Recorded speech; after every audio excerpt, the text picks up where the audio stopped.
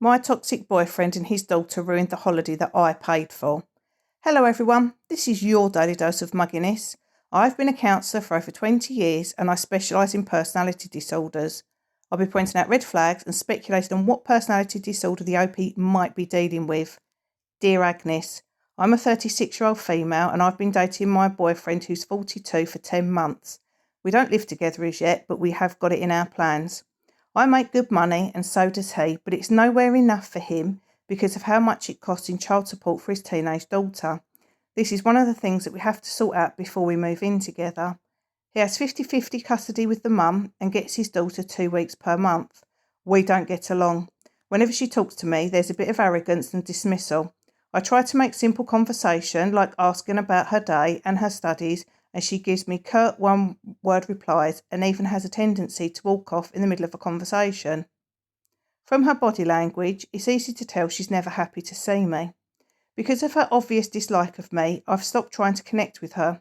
I'll be nice and courteous and attend to her needs during the 2 weeks she's with my boyfriend, but if one day she wants some more from me, I'll be there.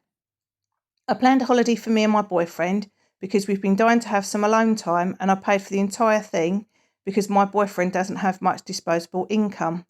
I made sure that it coincided with the weeks his daughter was her mum's. So basically I sorted everything out and I was really looking forward to it. But on the day of departure, my boyfriend showed up with his daughter. He said that the mum had had an emergency. I was frustrated and I didn't quite believe him. I begrudgingly coughed up the money for a last-minute ticket and she came along. Nothing was to her liking and she made sure we knew about it the entire flight. She didn't like the seats, she didn't like the food, and the flight was taking forever. Her legs were cramped and she didn't have enough room. Whatever she could think of to complain about, she did. She also made passing remarks about me, something about desperate girlfriends. When we finally got to the cabin, my boyfriend and his daughter took the only bed and I was forced to use the couch.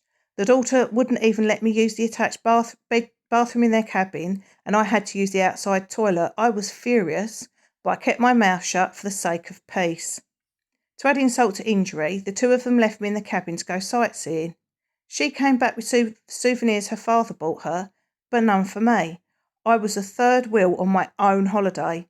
During all of this, my boyfriend never once spoke up in my defence. I tried to talk it out with him, but he called me selfish and claimed she deserved to enjoy her holiday because it's been a long time since he could take her on one, which was ridiculous because this wasn't his and her vacation. I was the one paying for everything. Once I knew my standing in the situation, I made plans to go back home while they were out sightseeing. I cancelled all the reservations for the cabin and flights and I flew home. My boyfriend and his daughter were shocked when they realised I was gone and they had no money to extend their stay in the cabin, let alone get a flight back. They had to use public transport to get home, which took days. He's home now and furious about what I did. Him and his ex have been blowing my phone up, calling me a toxic witch for days. Am I the Muggy? My reply: you're definitely not the Muggy, but your boyfriend, big age gap is a red flag, and his daughter are. They both sound like they're narcissists to me.